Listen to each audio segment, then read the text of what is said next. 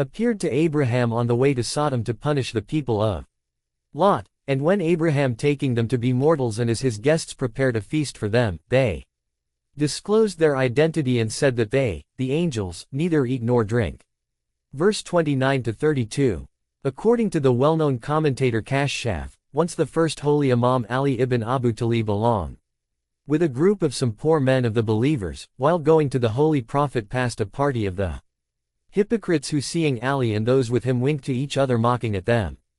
Those hypocrites said, "We saw today the bald-headed one. Ali was bald in the front portion of his head, and mocked at him." Ali had not even reached the Holy Prophet. The messenger angel Gabriel revealed these verses, condemning the conduct of the hypocrites and praising Ali. Ms. According to Ibn Abbas, by those who are sinful, the reference is to the hypocrites, and by those who. Verse 1 refers to what will happen to the sky at the dawn of the day of judgment, i.e. when the sky will be rent asunder, to manifest the state of reality. Verse 2 the heavens with their greatness and limitless extent only await the command of the Lord which shall be carried out. Verse 3 the earth will be changed from its global form to a flat leveled plain. Verse 4 all the things, minerals, metals and the bodies of the innumerable generations buried in it, i.e. all its contents, will be thrown out, i.e. the earth will vanish with all its contents destroyed, and reduced to nothing. In this verse in 99, 2 points out the time for the disintegration, i.e. when the earth's productive capacity gets exhausted, and this principle is applicable to all growing and evolutionary movement in every part and particle of the universe. AP. Verse 6 the path of righteousness, i.e. the path of those who earnestly wish to get nearer to the Lord, is full of toil and misery. It is the godly ones that scorn and forego the pleasures of this life and choose the life of want and difficulties. Those who toil in the sincere hope of meeting the Lord, are assured of their success so that they may not fall victims to dejection and give up their quest for Him. Verse 7 those who suffered, and yet led pure lives of faith and righteousness and suffered miseries in the way of the Lord 10 and yet toiled continuously to earn His pleasure, for which they avoided the pleasures of this life and chose for themselves and remained contented with the miseries and sufferings. They avoided evil in spite of its strong attractions and earned goodness at all costs. Verse 8 the reckoning will be effected without the least difficulty. The Holy Prophet said that he who has these 3 qualities shall meet a very easy accounting at the judgment. He said, 1. To provide the one who hath deprived thee of the legitimate due. 2. Meet the one who shuns you. 3. Pardon him who has been unkind to you. Verse 9. To his people, i.e. to his kith and kin and the others spiritually on the same level with him without the restriction of the age, i.e. preceding or succeeding him in time. Verse 10. The disbelievers and the wicked will have their hands tied at their back, and hence they will be given their records from behind them. He would wish that he had not been given any record at all. 11. Verse 11. The wicked would wish for death and annihilation once for all, but they will be in a state which will be neither life nor death. 12. Verse 13. While in this life the wicked one was happy, rejoicing and enjoying the pleasures of the world among his people, i.e. relatives and friends, without any regard to the pleasure or the displeasure of the Lord. Verse 14. Man is led into the evil ways of life, mostly of his self-complacence and self-conceit, and getting himself intoxicated of the enjoyment of his carnal desires in his lower life, forgetting his personal responsibility and his accountability on his return to the Lord in the ultimate. He must remember the inevitability of his return to Him. Verse 15. Man forgets that the Lord is ever watchful of him for his motives as well as his deeds. Verse 16. The beautiful and wonderful show of the radiance of the sun in the evening, which is the work of nature. The true story, but the story runs as follows. He related the following story. God had sent an Abyssinian as his apostle to the Abyssinians. The apostle had to fight the forces of the king whose name was Zu-Nuwas, who was a pagan who claimed himself to be a deity and wanted the people to worship him. Most of the companions of the apostle were killed. The king took the apostle and his surviving believers as captives and gathered them along with the followers of the apostle at a place. A huge pit was prepared with fire burning in it, and it was announced that all those who believed in God, which the apostle claimed to have been sent from, may throw themselves into the burning pit. A believer woman with a small baby in her lap also came to fall into the pit, but as she came near, the fire, her love for her baby, held her back. The baby by God's command cried out to its mother saying, "Mother, jump thou along with me into the fire, for this is too small a test in the way of the Lord." The woman jumped into the fire along with her baby. But by God's command, the apostle, all the believers, the woman and the baby, were safe in the pit, unhurt with the fire. Ms. MB gives a detailed note of a story quite similar to the above. A question would arise in the mind of any intelligent one, that will there not be a requital or accounting for inflicting persecution and causing the worst miseries and tortures to those poor souls for being faithfully attached to the holy al-bayt of the Holy Prophet? How hundreds and thousands of men, women and children were persecuted and put to death for being the Shias of Ali, and how many were asked to pay a merciless tax for visiting the shrine of the holy Imam Hussein and of the martyrs of Karbala. There are several anecdotes of the believers being mercilessly persecuted and burnt by their opponents, and the scene being observed and enjoyed by the spectators. Quran's scope is to condemn not only the persecution of the believers but even those who witnessed such cruelties and did not attempt to prevent and object to it, and this was a warning to the people of Mecca who were persecuting the Muslims for their embracing Islam, and the same would apply to the persecution and massacre and the ruthless treatment of the believers who firmly adhered to the cause of the al-bayt. This is why in the Ziyarat it is said, "La'anallahu umatan zalimat kamal la'analhu umatan samiyat. Beza alika wa raziat beh. Cursed be the people who did injustice to you, and cursed be the people who heard this and were pleased with it." AP. Verse 21. This verse condemning the disbelievers who belie the divine origin of Quran. It asserts that it is the glorious Quran. The original of it is in the well-guarded tablet which has 56, 78 is, Kitab al-Maknun, i.e. the hidden book, which in 1339 have been termed as the Kitab, i.e. the mother book, and that is which is not within the reach of anyone save those who are purified by God. 33 vid 56, 79 and this is what is termed as Ilyun, in 83. 19-22. AP. Verily scheme they against the truth, a scheme. 86. 15. And I too do scheme against them, a scheme. 86. 16. So respite thou the disbelievers, let them alone a while. 86. 17. Commentary. Verse 1. The mention of the night visitant is a mystic expression. There are various interpretations of the word Tariq. Some take it to be a particular star, some say it is the morning star, some say Sirius, and some take it to be the star in general, for the stars shine in the nights, all through the year. Tariq, lit. Hammering, figuratively has been used for a visitor at night who knocks at the door by a hammer hanging at it. Furthermore, it has been used for a constant traveler who hammers or tramples the ground at the time. Here as expressed in verse 3, is used to mean a piercing or shining star. According to a tradition from the al-bayt, it refers to a star which traverses all the 7 spheres above, one after another, and returns, which means, it crosses all the orbits of the planets. Thus, it could be true only of a comet which crosses all orbits, and in this sense, it can be applied figuratively to the Holy Prophet whose piercing and radiating mind traverse all the spheres of the universe, physical and spiritual. Vide verse 4, the Holy Prophet with his penetrating and piercing spirit, would be over all vigilant, over and above every soul. This is in conformity with all the verses of Quran which assert the Holy Prophet as a universal witness over all witnesses. 5. AP. Verse 2. The query itself suggests the mystic nature of the reference and meaning of it having been kept a secret, and all interpretations being mere conjectures. Verse 4. It is only said that it is the star of piercing brightness. It is not said which star, for it is a figurative reference to the great personality. Some commentators take the reference to the first holy Imam Ali ibn Abu Talib, for he used to get in communion with the Lord in getting himself absorbed in the all-divine, in his prayers, that Salman and the others had more than once taken him even to be dead. Besides, Ali used to get out in the night enquiring about the needs of the poor and the helpless and help them.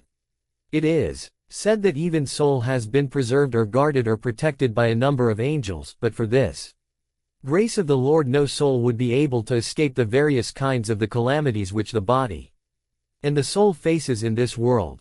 The first holy Imam Ali says, "It is no wonder if a man dies, it is a wonder, how he is kept alive, for so many are the dangers to his existence, for there are in every element things which can cause his death.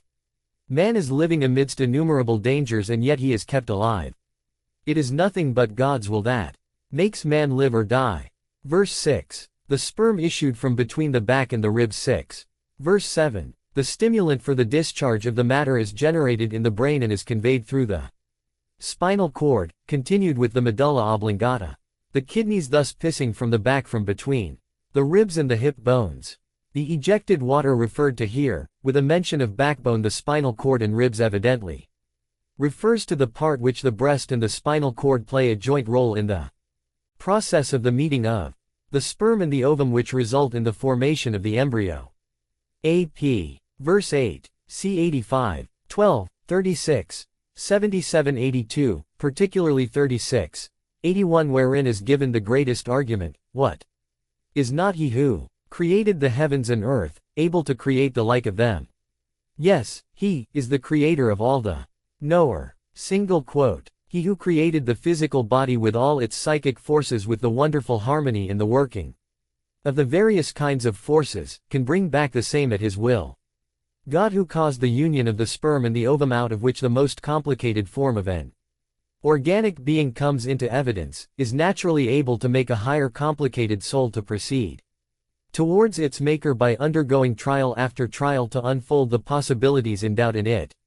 AP. Verse 9. When asked what are the secrets that will be disclosed, the Holy Prophet said, all your deeds good and bad, open and hidden. MS. Verse 10. On the day of judgment, which will be the day of reality and truth, none shall have any help from anyone else. Everybody for himself. None shall bear the burden of the other. 7. Verse 11. Raj, i.e. return. Here the return of the same action or function again and again in a prescribed order or cycle, the return of the monsunic functions and their relevant changes in the working of the heavenly bodies and the consequent effects on the earth. Though the firmament above is always the same, yet the change in its function takes place quietly, secretly, smoothly and regularly, without any voice of anyone else in the matter save the will of the Almighty Author of the universe. The revolving and the change in the activities of the heavenly bodies goes on constantly, and it is ever true to its center. It indicates the rotational and revolutionary nature of the heavenly bodies. AP. Verse 12. The earth is made amenable to opening itself or yielding to the gushing out of the springs and the sprouting of the vegetation, necessary for every kind of life on earth. Refers to the recipiency and the productivity of the earth. AP. Verse 13. The Holy Quran is the final word of God, complete and perfect, to be current for all times until the end of the world for the human race as a whole. Verse 14. It is not a collection of mere tales of the ancient people as imagined by the disbelievers. 8. Verse 15. It is a reference to the scheming activities among the disbelievers and the hypocrites. The immediate reference is said to be to what the pagans of Mecca did in their preparation for the Battle of Badr. But the reference has the common application also that the disbelievers will always exert to the utmost, plotting to thwart the spread of the truth or to make it totally extinct. God undertakes to himself to fight the disbelievers and hypocrites, i.e. the enemies of the truth. This indicates the continuous effort against Islam and the perpetual help from God to save and spread it. 9. Being endowed with the various faculties and then being endowed with the conscience.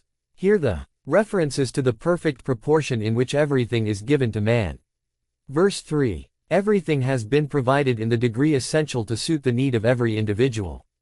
Everything in the world has been controlled by fixed laws of growth and decay, and affected the necessary guidance through instincts, conscience, revealed scriptures, apostles and the holy Imam. The divine guidance is according to a planned process. AP. Verse 5. In the decay of the vegetable world, a regular resurrection of the decayed matter has also been ordained, by preserving the seeds and the roots to keep the supply of the stuff continuous. Verse 6. The Holy Quran was revealed in stages 8 to facilitate people learning the truth, gradually leaving the margin of time for the people to remember each commandment so that the knowledge of it may have a gradual growth. This indicates that the holy prophet was divinely endowed with the wonderful memory to remember the very text of the Word of God even though it was revealed to him only once. There is another aspect of the meaning, tansa, i.e. forget or forsake. It may mean that the holy prophet was divinely protected against any forgetfulness. The holy prophet was made to read, by God and the divine agencies. Hence, he never forgets. The tradition which indicates that the holy prophet while conducting a congregational prayer, forgot performance of certain necessary parts of the prayer and it was brought to his notice by some of the praying ones behind him is totally spurious and against this verse. Some would take the exception in the next verse 7 as the proof of the possibility of the holy prophet forgetting his duty, but this would affect the holy prophet being the absolute example to be followed by mankind. Therefore, exception here is the same as the exception in 11:108, which is just to assert that everything depends on his will, whether he exercises it or not, is a different matter, or the exception refers to the orders which later on have been abrogated by him. Otherwise, the holy prophet is saved from forgetting his duties. AP. Verse 8. The declaration is prophetic about the easy march of Islam from success to success, in its spread. Verse 9. Commentators consider, here as to means certainty and not conditional, but it may also mean, when, or, if, denoting condition, but in the sense that reminding should be when there is some use, either for or against. It would mean that reminding should correspond with the capacity of the audience either to accept or to reject it. AP. Verse 13. This is the state in which the wicked in hell will be committed to. There will be no death in hell, for death means the extinction of life, i.e. the state of absence from a state. The sinner will be there in hell, suffering the consequences of his own deeds and motives. 9. Verse 14. Aflaha, i.e. successful achievement of the cherished goal, attainment of the eternal bliss or salvation. The purification of the self means to be pure and clean against any disobedience or rebellion against any of God's commands, to keep the soul always in submission to the divine will and never allowing it to get astray from the path of righteousness and piety. Verse 16. Man is often beguiled by the powerful attraction front, the enjoyment of the pleasures of this world, which are the common tools of Satan to lead man astray. Verse 18. Every scripture that was revealed prior to the Holy Quran to the earlier apostles contained only the truth about God, be that in any language, for the apostles were sent in the languages of the respective people. C. 14. For and naturally the scriptures given to the apostles must have been in the language spoken and understood by the respective people. The contents from verse 14 downwards, i.e. it is the gist of what all the prophets came, or in man's attitude towards their teachings. AP. Verse 19. The book given to Abraham has not been definitely named. According to the Old Testament also, Abraham is recognized as one of the apostles of God. 10. Mr. G. H. Flux has brought out a translation of Greek text, In the Name of the Testament of Abraham, published by the CPCK, London in 1927. The Greek version might be a translation from the Hebrew language. Commentary. Verse 1. Geshia, i.e. that which covers or overshadows or overwhelms, i.e. a terrible thing or event which confounds the people and sends them off their senses. The day of judgment will be a state of such reality that what we think and see in this life will have been lost in our realization of the reality which will be laid bare before us. 8. The day of judgment. The enjoyments referred to in this surah are all figurative presentations of the heavenly entertainment in the heavenly assemblies of the souls. AP. Verse 2. The feeling of humiliation in a man is manifested only on his face. On the day of judgment, the disbelievers and the wicked will be humiliated for their arrogance and pride. Their faces will be awful and terror-stricken and downcast. Verse 3-5. Those who were striving in the life here in hostility against the godly ones. AP. Verse 6. Zeri, a kind of dry thorny shrub, so bitter in taste that none of the animals even go near it, it is also loathsome in appearance. This tree will be the food of the fellows in hell. Verse 8-16. The state of bliss which the righteous will be placed in. Verse 17-20. Man's attention is invited to the four things which he sees every day. 1. The camel, the ship of the desert. The usefulness of the animal, its build and its peculiar traits. 2. The skies, with their unlimited heights, their wonderful bodies and their mystic functioning. With the tremendous control over their regulated activities. 3. The mountains, their huge sizes. Their fixed immovable stand, the usefulness of its material, the stone. 4. The earth with its extent, being a globe yet serving a wide plain, and its amenability to the growth of the essential produce out of it, and the great store of minerals, metals and the liquids treasured in it. Ma translates Ibal to mean clouds, and in his notes refers to Tajul Aris in some Arabic lexicon, saying it is the view of Abu Amr ibn al-Ala, one of the well-known early reciters of Quran, but Majma al-Bayan mentions the name of the same Abu Amr here as one of the exponents of the passage who gives the reason why God has referred to the creation of the camel here and does not give any indication of Abu Amr's interpreting Ibal as clouds, nor any other lexiconist. Even the modern standard Arabic dictionary, al-Manjid, does not give any such interpretation, although Tajul Aris is one of the sources of al-Manjid. However, there is no justification whatsoever for the interpretation of Ibal into clouds. There are 2 questions here. 1. The connection of the verse 18 to 20 to the previous verses. 2. What is the justification of bringing these sentences into conjunctive clauses? The answer to number 1 is that it is connected with the first verse of the surah in conveying a warning, and the answer to number 2 is that these 4 wonders of nature referred to in the verses were the most familiar scenes to the people of the driest regions of the earth. The camel and its wonderful structure and utility. In the desert with the heavens raised over it, the raised mountains, the plain desert, being within the observation of everyone while the other sceneries of nature might not be available to all. Thus, Quran draws the attention of man to the simplest verses of the book of nature, showing that even there are sufficient signs to prove the purposefulness of creation. AP. Verse 21 to 22. The duty of an apostle of God is only to preach the faith and teach the people its practice and show them the right ways of life. It is not for the apostle of God to watch the people against their wickedness, or to punish them. Musatir, here is used in sense of compelling one to any action, i.e. Compeller 9, as otherwise the prophet and his successors represent God as his vicegerent to execute the divine legislative will, and it is in absolute conformity with it. AP. The holy prophet sent for the young man and said, Glad tidings unto thee, O young man, for whosoever honors the sanctity of those 10 days, it will be equal to his liberating 10 slaves daily, and fasting consecutively for 2 days, is equal to sacrificing 100 camels in the way of the Lord and giving 100 horses to defend the faith in God. He who goes to inquire about a sick man, it will be equal to go enquiring the welfare of an apostle of God. He who takes part in the funeral of any one during these days, it will be equal to attend the funeral of an apostle of God or a martyr. And he who feeds anyone in these 10 days, it will be equal to feeding an apostle of God. Besides the mystic importance of the day and the 10 nights given above, on the authority of the holy prophet, there is the fact that a mere mention of the break of a day may sound too simple and without any significance, but those who reflect intelligently on the phenomenon of the daybreak and passing away of the night, with regard to the functioning of the earth in harmony with the other heavenly bodies in the solar system, and the great change in time effected regularly every day without fail, resurrecting the world once again for the fulfillment of the great plan of the Almighty Author of the universe, will know the significance of the occasion. The commentators have different views regarding the dawn, 10 nights and the passing of nights.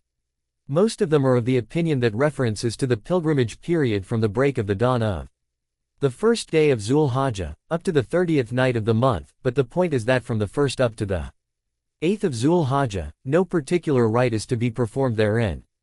The Amra Ultimatu can be performed in one of these days or even before the commencement of the month of Zul-Hajjah. Some have taken the reference to the month of Ramazan and its last 10 nights that is also arbitrary. Some have given a different interpretation of esoteric character, referring to the 14 infallible ones of the house of the Holy Prophet. Fajr, the dawn, the Holy Prophet, and Shaf, i.e. 2, the 2 brothers Hassan and Husain, and water, Fatima, 10 nights, Ali and the other imams of the house, who have been termed Here is nights because, in spite of their being in the highest esteem with God, most of the people were in darkness about them. The passing away, night, would be a prophecy about the ending of the period of darkness and al-appearance of the last Imam. This interpretation has no authentic support from the al-Bayt. AP. Verse 3. This is another mystic expression. It may mean all things, for in them are the even and odd ones, or it may mean the opposites in sexes and energies and the other qualities in men, material and the natural phenomena active in the universe. Verse 4. The state invites attention to the great change in the effect of the daily functioning of the heavenly bodies, brought on earth regularly in a system ordained by the Almighty Creator Lord of the universe. Verse 5. This verse clearly indicates that the above expressions are purely mystic for the deeper consideration of those endowed with higher intellect, to know the secrets treasured in them and hold them for the proper use by them in their endeavor for spiritual progress. Hal, here stands for assertion, similar to Surah 76.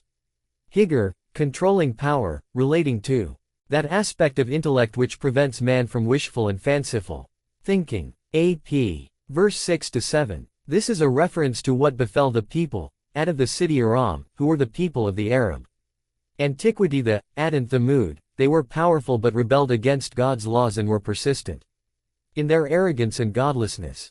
The people were of tall stature and were proud of their strength and power. 8. Verse 8. The story of Ad is said to be that Ad, son of Awz, son of Aram, son of Sam, son of Noah, the people were called after Ad.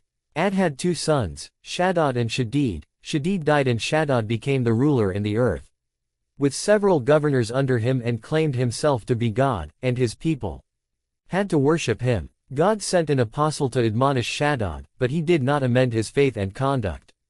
The apostle said that if he gets obedient to God he would be admitted to paradise. Shaddad asked the apostle what was meant by paradise. The apostle gave a description of the blissful place and the enjoyments that are there for the righteous. Shaddad said that he also could prepare one like it, and exhausting all his resources prepared a vast garden with special attractions and a large number of beautiful buildings with beautiful women therein. When the garden got ready, Shaddad named it Aram and started to go and see it. As he approached the outer gate of it, and only one step of his he had put across the threshold, a violent shout made him shiver with dread, and he found a dreadful face before him and said that he was the angel of death come there to take his soul out of his body. Shaddad pleaded for a respite just to see the garden, but the angel said no. Now and here Shaddad wanted to get down from his horse, and when one foot of his was in the stirrup and the other was about to touch the ground, his soul was out of his body. The garden was caused by God to disappear. Ms. The city of the people was so beautiful and so great that there did not exist the like of it anywhere in the world. Verse 9. The Thamud, used to carve buildings out of the huge rocks in the mountains. 9. The apostle sent to them was Salah. Reference to Pharaoh in the fall he met. 10. Verse 10. Pharaoh used to kill everyone who believed in the true God and disbelieved in his godhead, by nailing them to the ground or a post. Hence, he is called the nailer.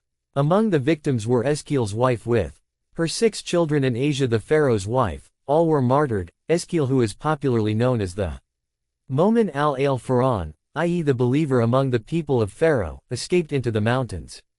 Verse 11-13. Generalize the previous examples, meaning, anyone who commits inordinacy and commits civil disturbance and creates mischief in the society, and in verse 13, gives the consequence, and in verse 14, warns man to be careful, to beware that God is vigilant.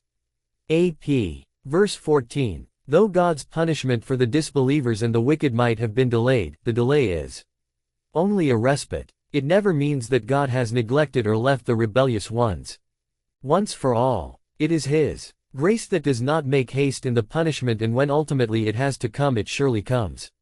Verse 15. It is commonly seen in the world that man, in spite of God's grace and mercy done to him and the bounties showered on man, when given prosperity, forgets the beneficent Lord, the giver of all his wealth and happiness, and gets puffed up with his prosperity and thinks that what was given to him was his due and will last forever. Verse 16. And when man is given in the measure, restricted to his actual needs or according to the situation, circumstanced by himself, but not up to his own lust and expectation, he is depressed in the adversity, putting the blame upon God's grace not having been granted to him, and complains to have been degraded and lowered in the eyes of the others. Verse 17. Even when favored by fortune and granted prosperity with abundant wealth, man does not think of the destitute orphans, the helpless poor ones struggling hard under the pressure of the needs of their life, and the life of their poor family and innocent children. Man wastes his wealth on his lust for luxury and enjoyments but does not supply the needs of the needy. It is a denial of God being responsible for the straightness, the actions of man himself being responsible for it. AP. Verse 18. When a man is under the grip of his own hard-heartedness and is void of a charitable disposition, he finds plausible excuses for his own shortcomings and defects and even obstructs the others from being charitable and kind to others. Verse 19. People used to deprive women and children of their dues in the property and used to devour their share. Also, it implies in general the misappropriation of any trusts entrusted by the trustees. Verse 22. Coming of the Lord, means issue of his command 11, and the coming of the angels arrival of the punishment through the angels concerned with the act of chastisement. This is one of the verses which the anthropomorphists quote in favor of their doctrine, but when the irrefutable reason supported by Quran proves the absolute unity of God in his essence and attributes, such expressions should be interpreted in such a way to be in conformity with reason. The Absolute One is far from being subject to motion. Therefore, his coming means his final manifestation of his authority. AP. Verse 23. When the decree will have been passed and the punishment is to be executed, the respite had ended, and the time for repentance would have gone. No amount of repentance would be of any avail. Verse 24. The repentant will wish for having sent good deeds to be of avail to him on that occasion. But the time given for action had gone. This indicates that the life hereafter is not only a continuation but a development which actually deserves to be called life. 12. AP. On them shall be the fire closed over 90. 20. Commentary. Verse 1. City, i.e., Mecca. The people were already aware of the sanctity of the place which was chosen by the great prophet Abraham, where at the command of the Lord he left his wife Hagar and his son Ishmael.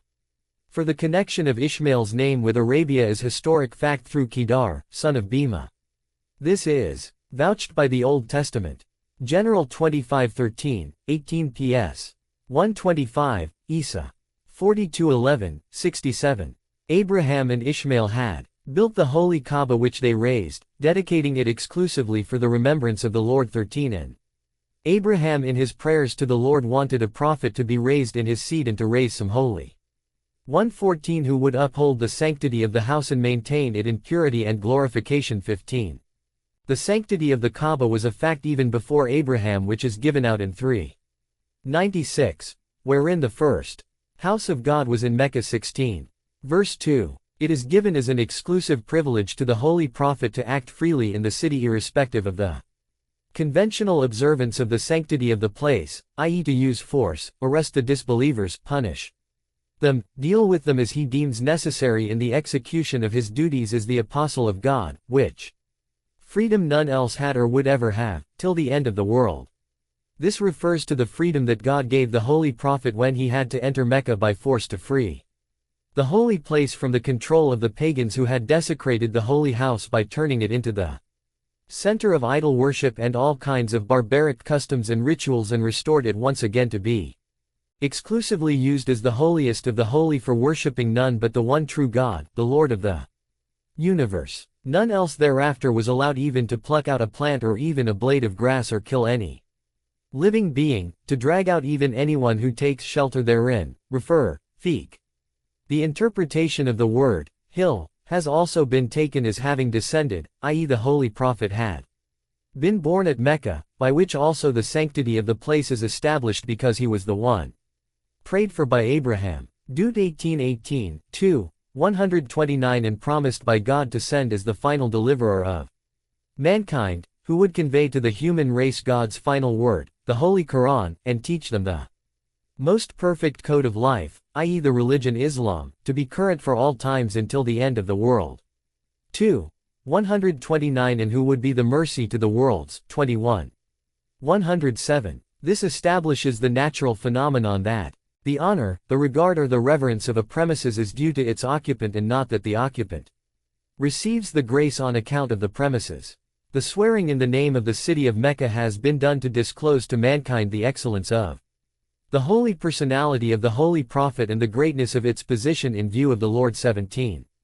The commentators give different interpretation of, still, the most appropriate one is the settler, and the next is unfettered, as the passage indicates that the respect or the importance of the city is due to his being a citizen of it or due to his being the sole person who has the right to exercise authority in the city, which is not allowed for anyone else. Thus, wherever the chosen personalities settle down, the place shall have its importance and sanctity. AP. Verse 3. The begetter, i.e. the first begetter of man, i.e. Adam, and the begotten, the human race as a whole or Abraham the begetter of Ishmael who assisted Abraham in building the holy Kaaba, the house of God, and in whose seed is the holy prophet, refers to Adam as a chosen one and what he begot, of the chosen ones of God. AP. Verse 4. It is a well-known fact that man has been mysteriously created with distress and difficulties, pangs and pains connected with his birth and is placed in the world to face distress, difficulties and miseries to live in toil and labor and also in mental worries of which not a single human soul could be free since the birth of the first man on earth till the end of the world, and with the burden of the responsibility of his accountability in the ultimate. 18. For all his days are sorrows, and his travail grief, yea, his heart taketh not rest in the night. This is also vanity. Eccles. 2:23. Verse 5. Let no man even for a while imagine that there is none over him to control or to take an account of his motives and deeds. Verse 89. 14 clearly warns man to beware, saying, Thy Lord is watchful. Verse 6. This is what the disbelievers said when they saw Islam progressing in spite of all their wealth which they exhausted to obstruct its march. 19. They at last felt their spending away the wealth to stop the holy Prophet from preaching the truth, i.e. Islam from spreading was all a waste, being of no avail at all. And what some hypocrites felt and said that at their embracing Islam they had been made to spend in dispensing the prescribed poor rate and the other charities which they deemed as a waste of their wealth. It is clearly indicated here that wealth is given to man as a trial to test his disposition with it. Verse 7-10. The way of righteousness has been shown and explained by Islam and the way of evil has been pointed out and warned against, informing man of the evil consequences if both the ways have been shown.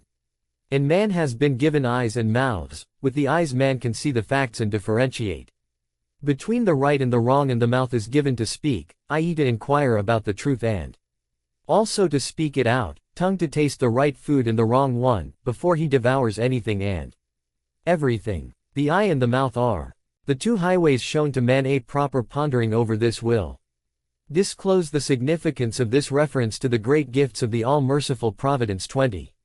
Verse 10. Refer to 76, 3 and 91, 8. In this verse clearly assert that man has been gifted with the power of discrimination and discretion between right and wrong, i.e. one should depend on this native endowment to some extent, independent of the guidance from without, through the apostles, or rather it can be said that without the inborn guidance, i.e. the power of reason, there would be no use of the external guidance. AP. Verse 11 and 12. The path of righteousness is well known to be an uphill task, for it needs to conquer one's self, fighting one's own passion of the carnal desires which go on forging luxuries which are forbidden, and thus lead a restrained life in this world. See Math. 7:14, and man is least inclined to adopt it. This has been referred to also by the Holy Prophet Jesus. Because strait is the gate, and narrow is the way, which leadeth unto life, and few there be that find it. Math 7:14. Verse 13. Note the setting free of the slave has been so highly commended. Islam controlled slavery in such a graceful and practical way that it made the maintaining of a slave a great responsibility for the master.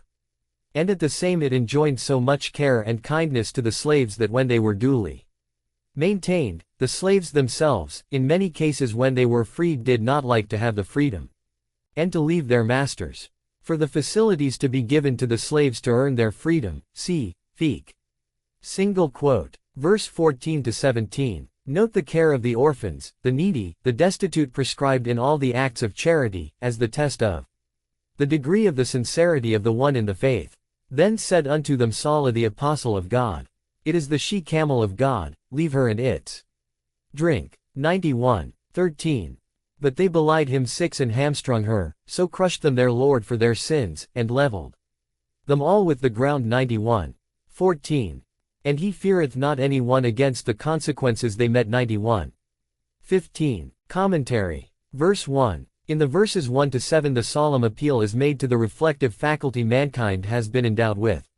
Each one of the objects in whose name the swearing is done, if studied intelligently, is one of the manifestations of God's might and wisdom which none else besides him could ever be imagined to effect. The Son, even to this day, with the boasting of the human intellect about the progress it has made, is a mystery. None could ever even presume definitely what the matter is that burns so continuously for all the unknown millions of years of its age.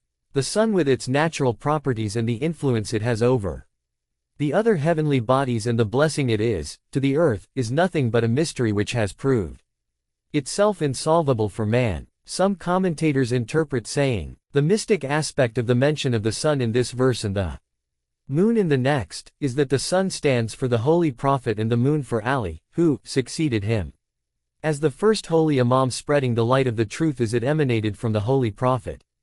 Ms. Verse 2. The moon following the sun, and its native reflective property, its acting as the substitute of the sun in illuminating the world as the sun's vicegerent, the contrast in its effect of the coolness, in its light quite different from the heat-producing light of the sun, though the light reflected by the moon is nothing else other than the light of the sun, and what makes the same light of the sun to become the opposite in effect in nature, to its original properties it possesses before the reflection, is another mystery left till now for the scientist to only speculate and imagine, and to go on revising their own theories, one after another. Tala, meaning, following of a thing as a consequence of another one is antecedent, i.e. the former is next to the latter, deriving its strength from it.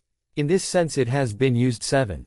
AP. Verse 3. The day, its duration with fully regulated working of the phenomenon of the dawn and the dusk, the revealing aspect of the sun's glory and effect on earth and all the earthly beings and their activities in it, its end and its fully regulated repetition of the renewals and its closure, is a mystery to any intelligently active mind. It is a proof positive to tell man that as the day is renewed and the sleeping world is once again resurrected, the Lord will one day effect the final death and the final resurrection for the final judgment. Verse 4. The disappearance of the sun concealing the light, making man an animal to rest, restore once again the quietude to make man thoughtful that as the day has disappeared and the world ceases to be active, there is one day for the world to sleep in its getting extinct at the will of its almighty author.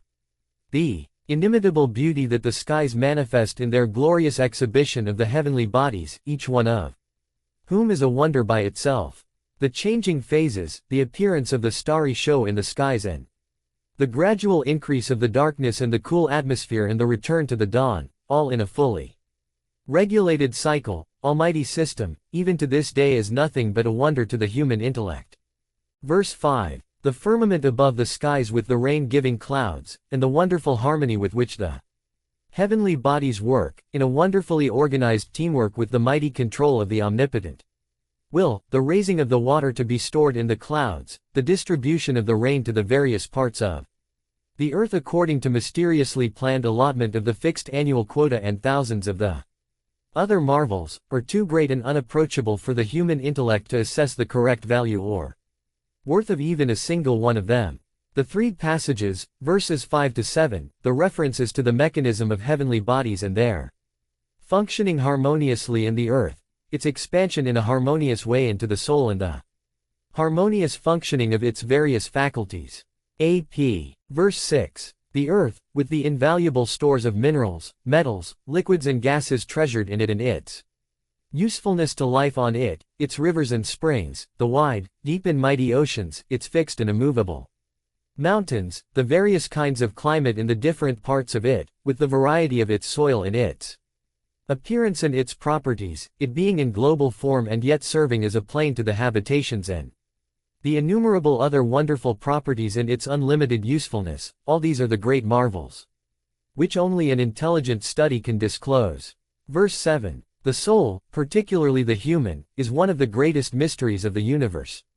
The different faculties endowed in it, its gradual development or progress in consciousness, the zenith of the same soul which, at its birth could not utter even a single syllable and which could not help its body to take a turn of its own accord, becomes the best gymnast, best scholar and the best sage. Every soul by itself is a separate wonder. Verse 8. The soul was inspired by God, its almighty and all-wise author, the consciousness and the faculty of discretion to distinguish impiety and piety, the right conduct and the wrong ways of life. This is the most invaluable gift granted exclusively to man. Make it known to it what is vice and what is virtue.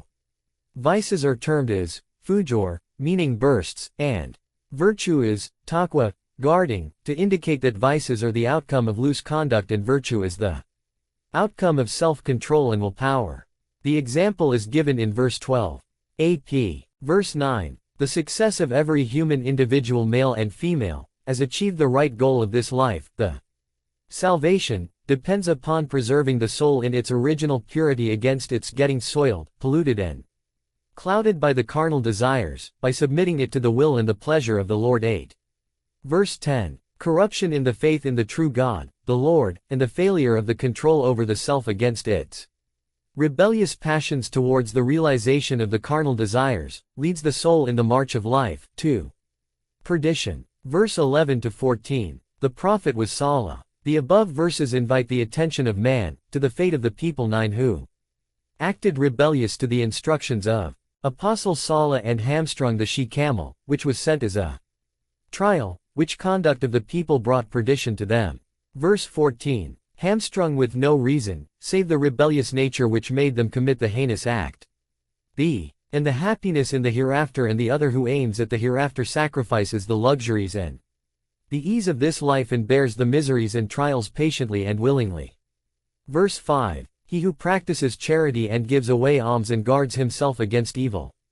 Verse 6. He who has faith in God with conviction of his heart, does good to the world. Note, Islam, wherever it has demanded faith in God, has also made it conditional, its being accompanied with good deeds, i.e., goodness to the others. Mere verbal expression or the observance of any rituals do not prove the faith, unless the faith manifests in the sincere acts of goodness to the others in the world. He who loves God will naturally love all that God loves and hate all that displeases him. The love of good and hatred against evil is the only and the great proof of the genuineness of the claim to the faith. Verse 7. The first holy Imam Ali ibn Abu Talib says that once the Holy Prophet, attending the funeral of a man with a stick in his hand and striking it on the ground, said, "For everyone there is space in the heaven, and also in the hell." A man asked, "O Apostle of God, then, shall we not act?" The Holy Prophet replied, "You go on discharging your duties. Everyone has been created with an allotment of some work." Saying this, he recited this verse, i.e., God has provided with the facilities for every kind of work man chooses for himself. If he chooses good deeds, he is helped and he creates a place for himself in the heaven, and if he chooses any evil, there are the facilities for that also, and having done the evil, he creates a place for himself in hell. Wahidi, in his famous work, Asbab un-Nazul, narrates on the authority of Ibn Abbas that a man found a palm tree, a branch of which was bent towards the house of a poor man who had a large family. Sometimes the owner of the palm tree took the fruits, and if by chance some date would fall in the poor man's house and his children picked it up, the owner would come and snatch them away from their hands and even from their mouth. The poor man complained to the Holy Prophet, who asked the owner if he would give him, Holy Prophet, the tree in question, in return for a palm tree in paradise. The man declined with the plea that the date of this tree is so delicate that he could not give it up. There was another man named Abu Hudda, who heard what the Holy Prophet promised the owner. He said, "Oh, prophet of God, would you promise the same to me if I get the palm tree from the owner and give it to you?" The holy prophet said, "Yes." He got the palm in exchange for 40 trees of high quality and presented it to the holy prophet, who gave it to the poor man. This illustrates the significance of the passage. No illustration or Shan al-Nuzul restricts any significance of any of the verses of the Holy Quran, as said the sixth holy Imam. It is clear that man's salvation and eternal happiness depends on the strength of the faith and good deeds. AP. Verse 8. He who practiced niggardliness and became carefree of the life hereafter and did not think of providing for himself for that life by being righteous, doing charity in this world. Verse 9. He who disbelieved and did not accept the truth willingly, with a sincere heart. Verse 10. Those described in the above two verses will not be entitled to any merciful relief from the evil consequences of his own evil, i.e. the miseries and the tortures he will get in the life hereafter and on the day of the final judgment. Verse 11. The occasion for the revelation of this surah is said to be as follows. In the house of one of the Ansars, one of those Madanites who helped the Holy Prophet on his migration from Mecca to Medina, was a date palm. The branches of the palm hung in the neighbor's house. Whenever the neighbor used to get up on the palm to take the dates, and if any dates fell into his neighbor's house and the neighbor's children picked them up, the man used to get down and snatch away even the 1 or 2 dates picked up by the young children, and even if the children had put the fruit into their mouths, the man used to put his finger in their mouth, and take it out of their mouths, even the half-bitten or already munched parts of the date. Sometimes the man would even beat the children. The neighbor reported the matter to the Holy Prophet, who called the man and asked if he would sell the palm in exchange for a date palm in the heaven. The man refused and said that he would sell it in exchange for 40 palms for the palm used to yield profusely. Abu Hudda immediately purchased the palm for the price of 40 palms in Medina and sold it to the Holy Prophet in exchange for the palm in the heaven, promised by the Holy Prophet. The Holy Prophet went to the poor neighbor of the niggardly man and gifted the palm to him. This surah was revealed in praise of Abu Hudda, condemning the niggardly man, though the immediate application of the matter of the surah was for Abu Hudda and the niggard, but it has the common application of it. He who acts in any of the positions will have the return attached to the goodness and the evil respectively. No amount of wealth amassed in this life will be of any avail at all on the day of judgment, when only the purity of faith and goodness in deeds will be counted. Verse 15. Ashka is the superlative degree, shaki, i.e. the unfortunate one, thus the punishment mentioned in verse 14 above will be for the most unfortunate one, i.e. the one who has not availed of the lifelong respite given to seek the pardon of the all-merciful Lord and went on persistently and deliberately sinning for his whole life. Verse 17. Atka, the most guarded one against evil.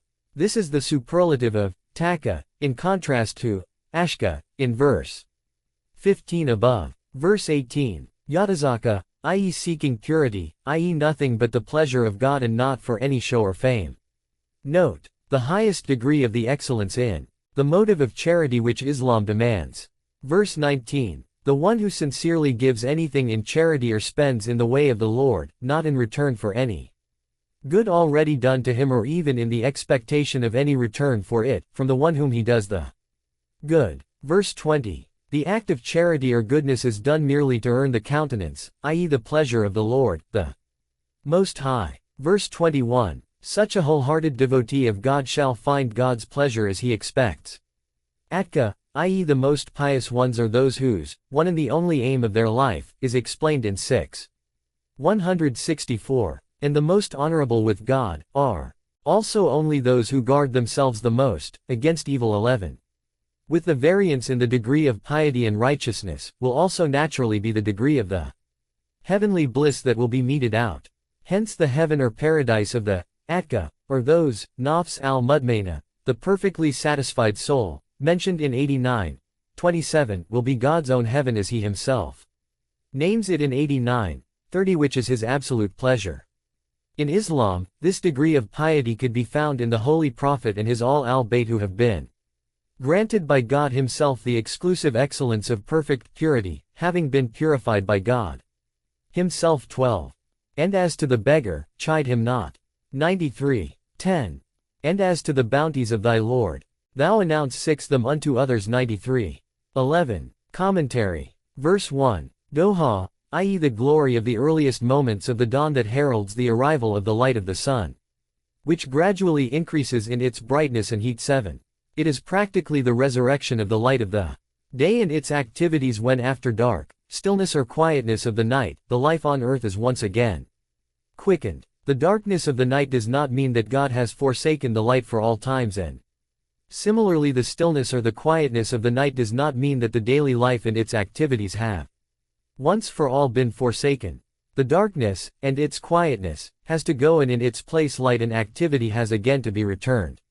The darkness and its quietness is in its own place essential to give those who labor hard during the light and the heat of the day, to rest, and those who are eager after any spiritual development or progress are also given an opportunity of solitude and silence to concentrate and meditate, and develops the latent faculties endowed in them to get into communion with the All-Divine. The earliest hours of the dawn are best hours for man's getting God-minded. Verse 2. Things or qualities are understood better by the contrast with their opposites.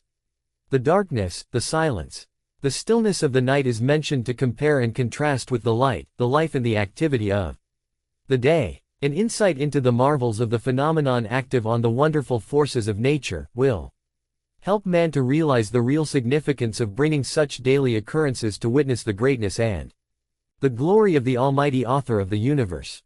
Verse 3. In the early stages of the ministry, there was some suspense or a short interval between a revelation and another. The pagans of Mecca taunted that God had forsaken the holy prophet and started a slander to the effect. But neither this nor even the worst of the tortuous persecution had in the least affected the feelings of the holy prophet, though an apostle of God like Jesus is reported by the Christians themselves to have cried in the agony, my God, why hast thou forsaken me?" 8. The crier was not in fact Jesus, the Spirit of God, but the one crucified in his stead. The brief pause is said to be only of a short duration, viz. 2 or 3 days sb. The occasion was as follows. At the open declaration of Islam, the pagans of Mecca had written to the Madanites, most of whom were Jews and Christians, about the apostleship claimed by the Holy Prophet, to verify the matter with their scriptures and inform them of the truth or the fallacy in the claim with regard to any prophecy they might find about the advent of any one like him. The reply came telling them to put the 3 questions to the Holy Prophet, and if he answers all the 3 or even 2 of them, he would surely be the promised Apostle of God. The 3 questions were: 1. The story of the fellows of the Eve. 2. The double-horned one. 3. What is a soul? The Holy Prophet replied that he never spoke anything but only that which was revealed to him, and he would wait for the revelation of the answers from God. For some days together, no revelation came, and the pagans started slandering and taunting that God has forsaken the Holy Prophet. The revelation came after a few days. The delay in the communication from God was obviously a divine plan to put the people to a trial and to disclose how eager they were and how impatiently they only waited for the least opportunity to persecute God's apostle. It is also misinterpreted that since the Holy Prophet, while promising the replies to the questions, did not say, if God wills, i.e. he did not rely upon God, the consequence was the delay. This story is an untenable conjecture, because the very fact that he said that he would reply only when God reveals to him the answers, which clearly implies dependence or reliance only upon God's will. This verse was revealed not by way of any solace to relieve the Holy Prophet of the burden of any effect of the taunts of the disbelievers on his divinely conditioned mind, but it was only in reply to the taunts and slander, and to remove the evil effect of it on the mind of the common man, this declaration was made. It is paradoxical to imagine that the one conditioned by God himself for the fulfillment of his own plan to deliver his final word to mankind and to reform the human race as a whole in all aspects and all walks of life, and who was purified to the maximum extent possible, to have still labored under the common weakness of the mind to be affected by mere taunts from an ignorant and degenerate people like the pagans of Mecca, which even ordinary man with the common sense intact would patiently bear. Regarding the occasion for the revelation of this passage, commentators have given different accounts. All that the passage itself implies is that due to some delay in revelation, the opponents remark that God has forsaken him and God getting tired of him, which is negated by the passage, and from reading this with the subsequent verses the justification of the oath to begin with, is obvious to mean that, the life might have ups and downs, but this does not affect the fact that thou art in the constant care of the Lord. A.P.